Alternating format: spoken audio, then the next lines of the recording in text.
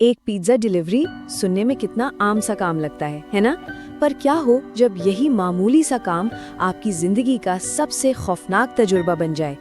आज हम एक ऐसी ही कहानी सुनेंगे, एक ऐसी घटना जो एक शहरी अफसाने की तरह फैल तो गई, लेकिन कहा जाता है कि ये बिल्कुल सच्ची है।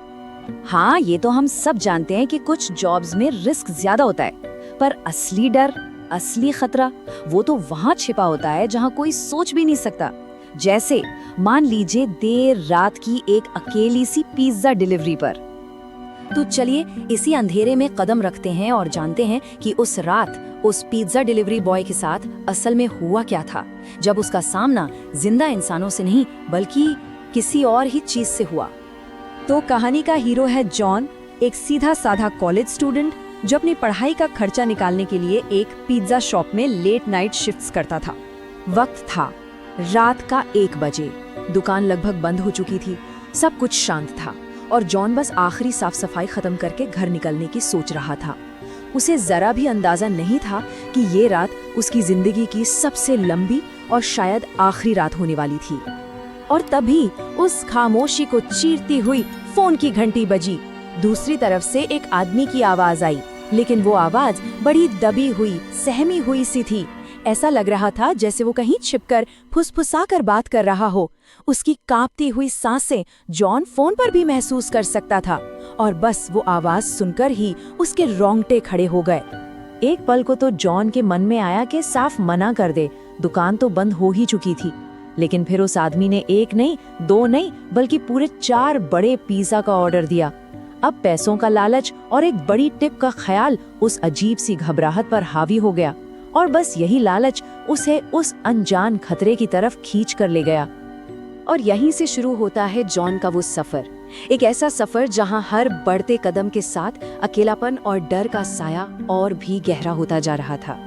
डिलीवरी का पता था शहर के बिल्कुल बाहरी इलाके का, वो कोना जहां शहर की जगमगाहट दम तोड़ने लगती है।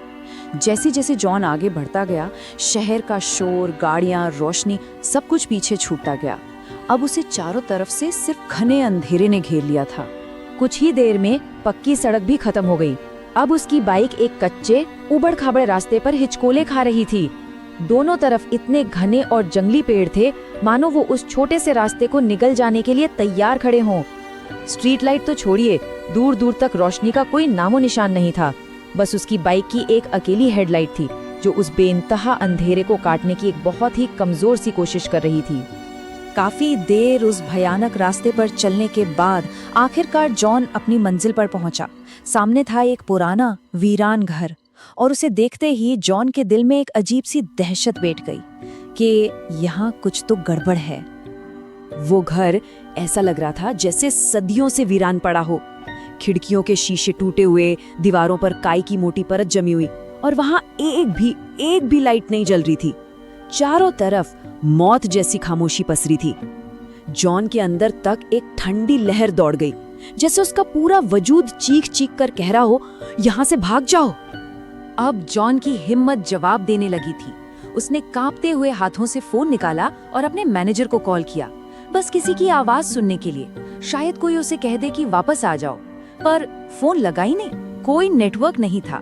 बार बार कोशिश करने पर भी कुछ नहीं। अब वो समझ गया था, वो यहाँ सच में अकेला है, दुनिया से पूरी तरह कट चुका है। खैर, उसने एक गहरी सांस ली और पिज्जा बॉक्स को संभाला। हिम्मत करके उसने दरवाजे पर दस्तक दी। कोई जवाब नहीं। उसने फिर से खटखटाया और जोर से, फिर भी खामोशी। वो हार मानकर बस पलटने ही वाला था कि तभी एक धीमी चरमराहट की आवाज आई और दरवाजा अपने आप अंदर की तरफ खुलने लगा। अब जॉन हिचकिचाते हुए अंदर दाखिल हुआ। हवा में धूल और सीलन की एक अजीब भारी सी महक थी। सामने हॉल में बस एक बल्ब टिमटिमा रहा था, बस जलने बुझने को था। उसने हिम्मत करके आवाज लगाई, हेलो, कोई है? Pizza delivery?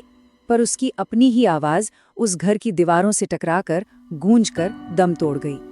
और जवाब में उसे जो मिला वो किसी भी चीख से कहीं ज्यादा डरावना था। एक गहरी, भारी, चुभने वाली खामोशी। वो खामोशी जो आपको बताती है कि आप अकेले नहीं हैं और यहाँ कुछ बहुत बहुत ज्यादा गलत है। और फिर उस घर ने जॉन का स्वागत किया। एक ऐसा स्वागत जो अजीब आवाजों से शुरू होकर एक खौफनाक हकीकत पर खत्म हुआ।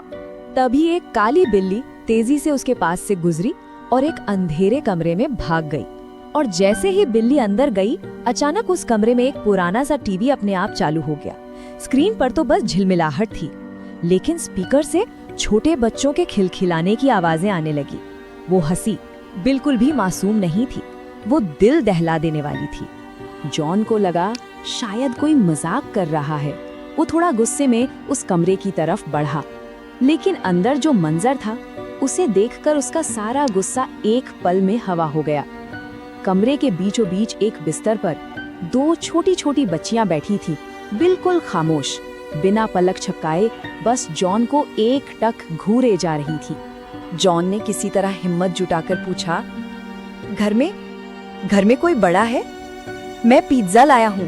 पर उन लड़कियों ने कोई जवाब नहीं दिया। वो बस उसे देखती रहीं, उसी भयानक नजर से। और फिर अचानक एक ऐसी चीज हुई जिसने जॉन के खून को रगों में जमा दिया। उन लड़कियों की आंखें, उनकी पुतलियां गायब हो गईं और पूरी की पूरी आंखें सफेद हो गईं। और फिर उनकी वो खामोशी टूटी, एक ऐसी तीखी भयानक हंसी में जो किसी भी इंसान के गले से नहीं निकल सकती थी। और उसी भयानक तरीके से हंसते हुए दोनों ने एक साथ अपनी उंगली उठाई और जॉन के पीछे दरवाजे की तरफ इशारा किया। जब जॉन ने डरते डरते पीछे पलटकर देखा तो उसकी चीख गले में ही फंस कर रह गई। दरवाजे पर एक औरत का साया खड़ा था और उसकी आंखें उस अंधेरे में दहक रही थीं। जॉन के हाथ कांपे और पिज्जा के सारे डिब्बे जमीन पर बिखर गए। इसके बाद जो हुआ वो बस जान बचाकर भागने की एक खौफनाक कोशिश थी। पुलिस आई, जांच हुई और फिर सामने आई वो सच्चाई जो उस रात से भी ज्यादा डरावनी थी। जॉन बस भागा, अंधाधुंध भागा। वो घर से निकलकर अपनी बाइक की तरफ दौड़ा, किसी तरह उसे स्टार्ट किया और भगा ले गया। पर कुछ ही दूर जाकर बाइक बुरी तरह लड़खड़ाने लगी। टायर पंक्चर था। जब उसने घबराकर शीशे में देखा तो उसके होश उड़ गए। वो तीनों, वो औरत और वो 2 बच्चियां घर से निकलकर बहुत धीरे धीरे, बिल्कुल खामोशी से उसी की तरफ बढ़ रहे थे। जॉन बाइक वहीं फेंककर पास के जंगल में घुस गया और तब तक भागता रहा जब तक उसे पुलिस की गाड़ी का सायरन सुनाई नहीं दिया। लेकिन जब पुलिस ने उस घर की तलाशी ली तो उन्हें एक जंगली बिल्ली के सिवा वहां कुछ नहीं मिला। अगली सुबह पुलिस स्टेशन में जॉन को जो पता चला वो उस रात के किसी भी डर से बढ़कर था। पुलिस ने बताया कि वो घर पिछले 3 साल से खाली पड़ा है। 3 साल पहले उसी घर में एक औरत और उसकी 2 छोटी बेटियों का बेरहमी से कत्ल कर दिया गया था। और तब जॉन को ये एहसास हुआ कि उसने पिज्जा किसी इंसान को नहीं बल्कि उन तीनों के भूतों को डिलीवर किया था। पर इस कहानी का सबसे खौफनाक हिस्सा ये भी नहीं है। सबसे डरावनी बात ये है कि उन तीनों का कातिल कौन था ये आज तक कोई नहीं जान पाया। वो कभी पकड़ा ही नहीं गया। और यही सवाल इस कहानी को अधूरा और भी ज्यादा भयानक छोड़ जाता है कि आखिर वो आत्माएं क्या चाहती थी, इंसाफ या फिर कुछ और।